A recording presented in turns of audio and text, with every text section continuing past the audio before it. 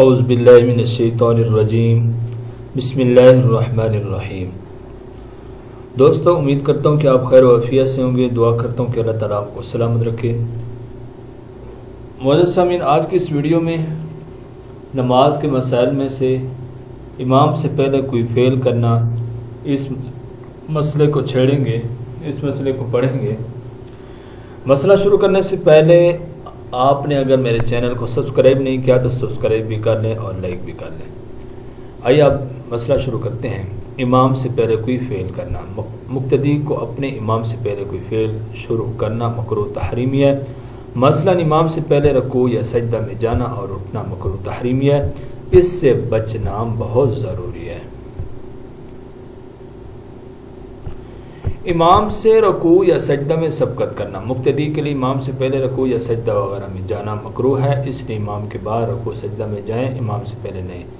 اگر مقتدی نے امام سے پہلے رکوع یا سجدہ وغیرہ کر لیا اور امام نے اب تک رکوع یا سجدہ نہیں کیا اور اس مقتدی نے امام کے ساتھ دوبارہ رکوع یا سجدہ نہیں کیا تو نماز نہیں ہوگی اور اس نماز کو دوبارہ پڑھنا لازمی ہوگا۔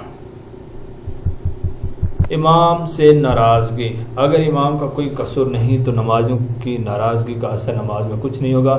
امام کی نماز بلا کراہت درست ہو جائے گی اور ناراضگی کی وجہ سے نمازی حضرات گناہ گار ہوں گے، اور اگر امام قصوروار ہے اور اس وجہ سے نمازی حضرات ناخوش ہیں تو اس کی امامت مکروہ ہے۔ امام صف سیدھی کرائے، جماعت کی نماز شروع کرنے سے پہلے امام صفیں سیدھی کرائے، یعنی صف میں لوگوں کو آگے پیچھے کھڑے ہونے سے منع کرے، سب کو برابر اور مل کر کھڑے ہونے کا حکم دے اور یہ اعلان کریں کہ صفیں سیدھی فرما لیں اور مل کے کھڑے ہو جائیں اور درمیان میں خالی جگہ نہ چھوڑیں۔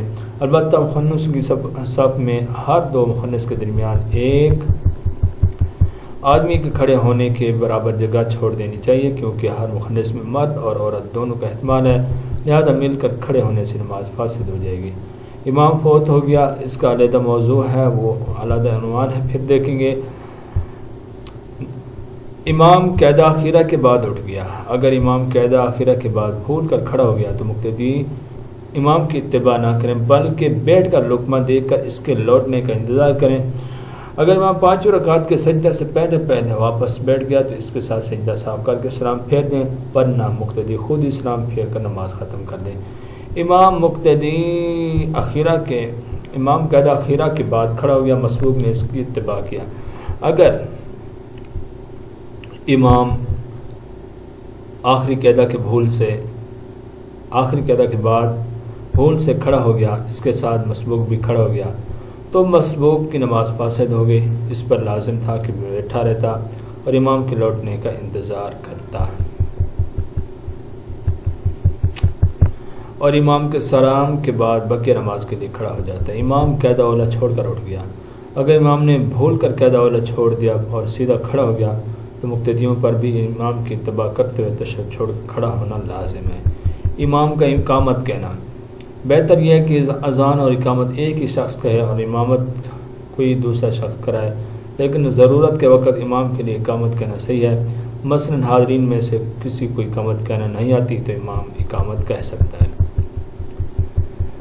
آگے لکھتے ہیں کہ امام کا اوپر کی منزل میں کھڑا ہونا، اگر ایک مسجد میں ایک سے زائد منزلیں ہیں اور امام بیچ کی منزل میں کھڑا ہوتا ہے اور نیچے اور اوپر کی منزل میں مقتدی ابتدا کر کے نماز پڑھتے ہیں تو ابتدا تو صحیح ہو جائے گی، مگر امام کو نچلی منزل میں کھڑا ہونا چاہیے، بلا ضرورت بلائی منزل یا درمیانی منزل پر کھڑا ہونا مناسب نہیں، کیونکہ یہ مسجد کی اصل وضع اور امامت کے متواتر تعامل کے خلاف ہے۔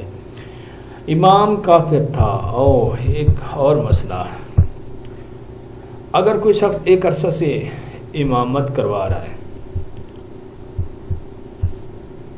کرتا رہا، اب قرائن سے معلوم ہوا کہ وہ کافر ہے، مگر وہ خود کافر ہونے کا اقرار نہیں کرتا بلکہ خود اپنے آپ کو مسلمان کہتے ہیں، مگر لوگوں کو اس کی بات پر اعتماد نہیں، بلکہ لوگوں کا خیال یہ ہے کہ یہ خود اپنے آپ کو نفاق کی وجہ سے مسلمان ظاہر کرتا ہے، تو ایسی صورت میں اس کے ابتدا میں جو نمازیں ادا کی گئی ہیں ان کا اعادہ کرنا فرض ہوگا۔ آگے لکھتے ہیں کہ امام کا وسط محراب سے ہٹ کر کھڑا ہونا ہے، محراب سے مقصود یہ ہے کہ امام صف کے ٹھیک بیچ میں کھڑا ہو، اور یہ سنت ہے۔ اگر محراب صحیح طور پر صف کے درمیان میں ہے تو محراب کے عین درمیان کو چھوڑ کر دائیں یا بائیں جانب ہٹ کر کھڑا ہونا مکروہ ہے۔ اگر کوئی عذر ہے تو معاف ہے، امام کو جس حالت میں پائے شریک ہو جائے۔ اگر کوئی شخص جماعت کے دوران مسجد میں آئے تو امام جس حالت میں بھی ہو اسی میں شامل ہو جائے۔ بلا وجہ تاخیر کرنا گناہ ہے۔ امام سجدہ میں ہے تو سجدہ میں، جلسہ میں ہے تو جلسہ میں، اور اگر قاعدہ میں ہے تو قاعدہ میں شریک ہو جائے، قیام کا انتظار نہ کرے۔ اللہ اکبر۔ امام کی تلاوت اور جدید سائنس۔ امام جب تلاوت کرتا ہے اور مقتدی دھیان کے ساتھ اور توجہ کے ساتھ سنتے ہیں تو اس پڑھنے اور سننے کے عمل کے درمیان ایک خاص قسم کی لہر پیدا ہوتی ہے، تو یہ لہریں دونوں کے درمیان انوارات منتقل کرتی ہیں۔ اگر ان میں امام کی برقی قوت تیز اور زیادہ ہوتی ہے تو وہ مقتدیوں میں منتقل ہو جاتی ہے، اور اگر برقی قوت مقتدیوں کی زیادہ کمی ہوتی ہے تو امام میں منتقل ہوتی ہے۔ ماہر روحانیت لیڈ بیرڈ لکھتا ہے کہ ہر لفظ ایک یونٹ ہے، اس سے ایک تیز روشنی نکلتی ہے جو مثبت اور منفی ہوتی ہے۔ قرآن سے نکلا ہوا لفظ مثبت ہوتا ہے، اور مقتدیوں پر جب یہ مثبت اثرات لہریں پڑیں گی تو ان کے اندر سے بے شمار امراض ختم ہوں گے۔ اللہ اکبر۔ خون کے سرخ ذرات تحقیق کے مطابق غیر مرئی اثرات سے لوٹتے رہتے ہیں، اور اس کے ٹوٹنے کے عوامل بڑھتے جائیں تو پھر بلڈ کینسر کے اثرات بڑھ جاتے ہیں، اور نماز میں تلاوت کی لہریں اس مرض سے بہت محفوظ رکھتے ہیں، الا ماشاء اللہ۔ نفسیاتی امراض فی زمانہ انسان کے لیے وبال جان ہے، اور ان سے بچاؤ صرف اور صرف یہی ہے کہ ایسی لہروں کو اپنے اندر منتقل کیا جائے، حتیٰ کہ ڈپریشن، بے چینی جیسے امراض اس محفل نماز ختم ہو جاتے ہیں، اور اگر دھیان خشوع یا زیادہ ہو تو ان امراض کا بالکل خاتمہ ہو جاتا ہے، ورنہ عام نماز کے لیے یہ مرض کم ہو جاتا ہے، حتیٰ کہ خودکشی کے رجحانات ذہنی سطح سے کم ہو کر دھل جاتے ہیں۔ امام کی وجہ سے مقتدیوں پر صاحب سجدہ واجب تھا۔ اگر امام پر بھول جانے کی وجہ سے صاحب سجدہ واجب ہوا ہے تو مقتدی پر بھی اقتداء کی وجہ سے صاحب سجدہ کرنا واجب ہوگا۔ امام کے پیچھے تحیات نہیں پڑی، اس کا علیحدہ عنوان ہے۔ امام کے پیچھے واجب رہ گیا، اس کا بھی علیحدہ عنوان ہے گا۔